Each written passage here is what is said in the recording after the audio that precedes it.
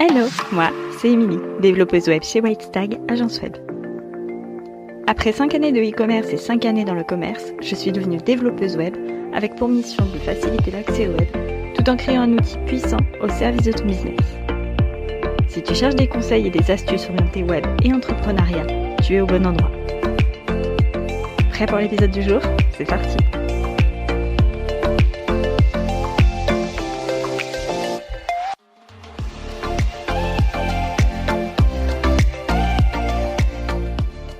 Hello, on se retrouve aujourd'hui pour un nouvel épisode de podcast dans lequel on va parler d'un sujet qui touche à peu près tout le monde, voire même tout le monde, la procrastination. Souvent, ce qui revient en séance de consulting ou même en sondage Instagram, c'est 2 cas de figure assez typiques. C'est-à-dire le premier cas, tu dois commencer à créer ton site web et tu repousses l'idée de créer ton site. Soit tu veux le déléguer et tu repousses l'idée de trouver le bon prestataire parce que tu cherches des excuses, tu te trouves des excuses, t'as pas le budget, le prestataire c'est pas forcément le bon parce que... Bref, tu trouves plein d'excuses diverses et variées. Soit si tu le crées toute seule, c'est souvent la technique qui te fait peur parce que tu ne sais pas sur quoi tu vas tomber, tu connais pas les outils ou même tu sais pas par où commencer. Ça c'est le premier cas de figure. Et le deuxième cas de figure c'est... t'as déjà commencé à créer ton site, mais tu te sens perdu parce qu'en fait, t'as l'impression de passer beaucoup de temps dessus et probablement tu passes beaucoup de temps dessus, mais t'as surtout l'impression de pas avancer. T'as l'impression de stagner et du coup, au moindre petit grain de sable, au moindre petit truc qui pourrait te faire peur, tu te bloques et tu t'arrêtes et tu procrastines. Ces 2 cas, ils te semblent bien différents et pourtant la finalité, c'est la même. Aucun des deux n'a de site.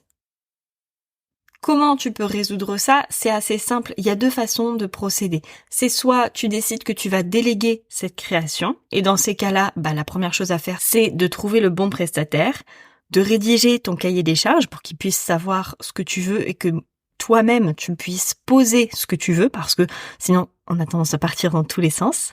Dans ces cas-là, si tu le souhaites, j'ai un template de cahier des charges gratuit à télécharger, ça sera dans la description, le lien sera en description. Soit tu décides de le créer toi-même et dans ces cas-là, si tu n'as pas encore commencé ou même si tu l'as commencé, je te donne la marche à suivre globalement. Tu prends un crayon, un papier, une tablette, un ordinateur, ce que tu veux, bref, un truc pour écrire. Tu peux m'écrire sur les murs si ça te chante.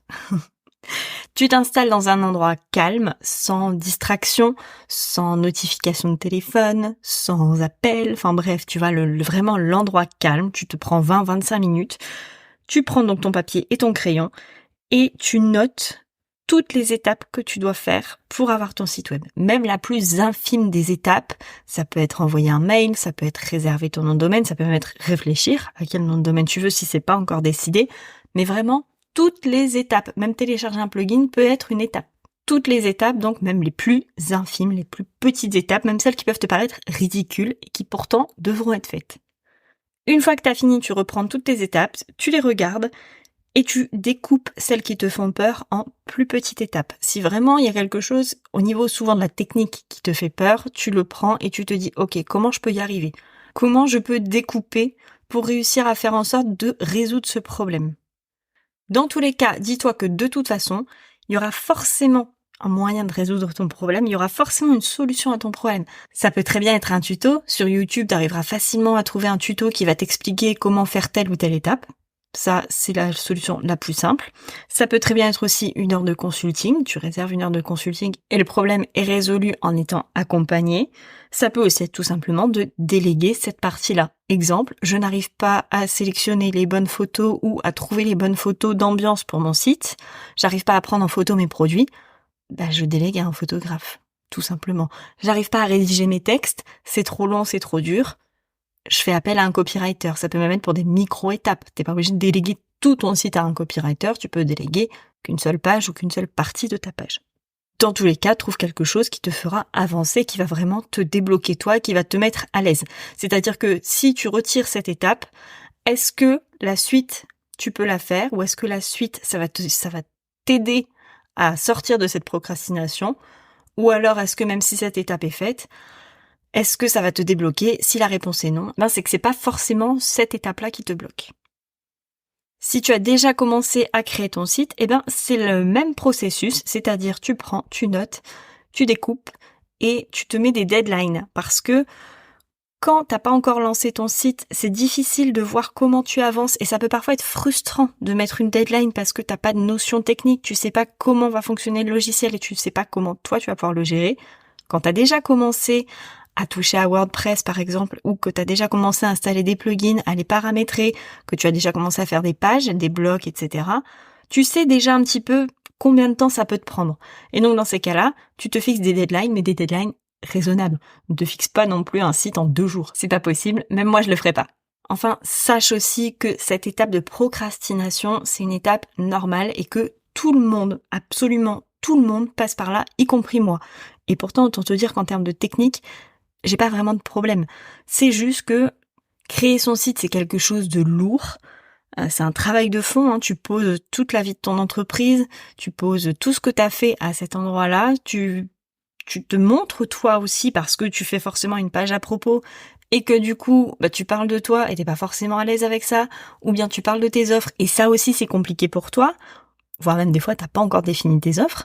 En petit aparté, ça peut aussi être le moment de se rendre compte si t'es à l'aise ou pas avec tes offres.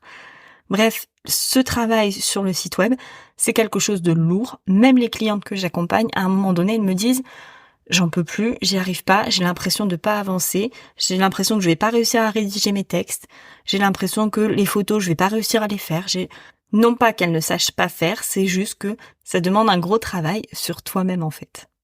Garde juste en tête que mieux vaut fait que parfait, ça c'est ma copine Julie de Beyond Yourself Coaching qui te le dira mieux que moi, et aussi que le premier pas c'est toujours le plus difficile, c'est pour ça que la moindre petite chose que tu peux mettre en œuvre pour te mettre en action et pour être dans le mouvement, c'est ce qui va te faire sortir de là parce que ça va te motiver à continuer.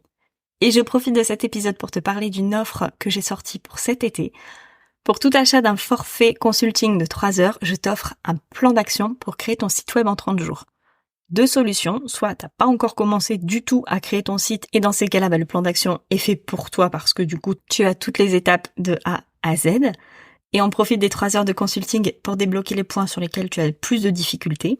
Soit tu as déjà créé ton site web et t'es juste bloqué sur un point. Dans ces cas-là, on prend une des heures de consulting pour te faire un plan d'action sur mesure par rapport à ce qu'il te reste à faire. Je te mets le lien de cette offre spécialité dans la barre d'information du podcast. Et puis si t'as la moindre question, n'hésite pas à me contacter. On se retrouve dans 15 jours pour un nouvel épisode. En attendant, et comme à chaque fois, je te souhaite de passer une belle soirée, une belle nuit, un beau week-end, une belle semaine, bref, peu importe quand tu écoutes cet épisode, et je te dis à tout bientôt.